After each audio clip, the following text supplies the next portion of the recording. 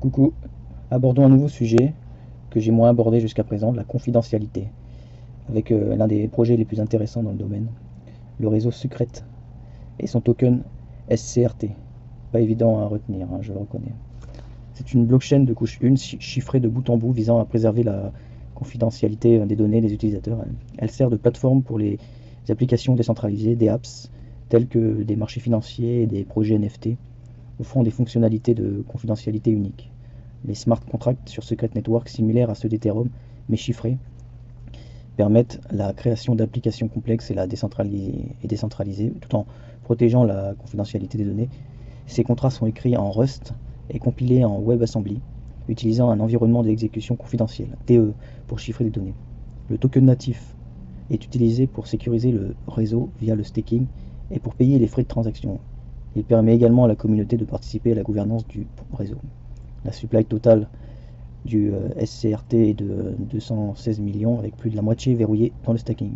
Il n'y a pas de limite maximale pour la quantité. Le Secret Network utilise également le Cosmos SDK pour sa conception, ce qui facilite la mise à jour de la blockchain sans nécessité de fork. Le protocole IBC, Inter-Blockchain Communication, permet la communication entre différentes blockchains, augmentant ainsi l'interopérabilité du réseau.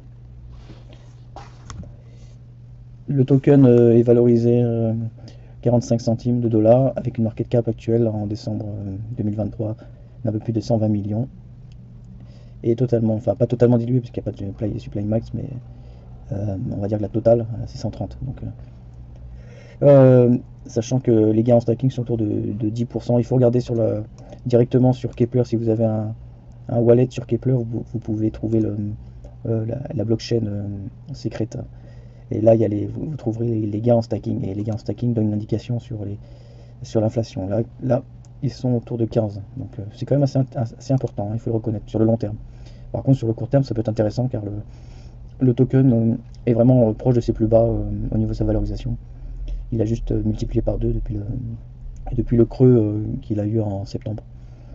Et même à son entrée il y a fin 2020, il était à 70 centimes. Donc il a quand même encore de la marge.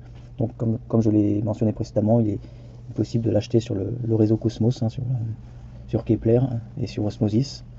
Mais vous pouvez aussi le trouver sur Binance et KuCoin et Kraken. Donc je pense qu'il n'aura pas de problème à trouver du volume. Et c'est un projet intéressant, mais peut-être un peu moins sur le très long terme.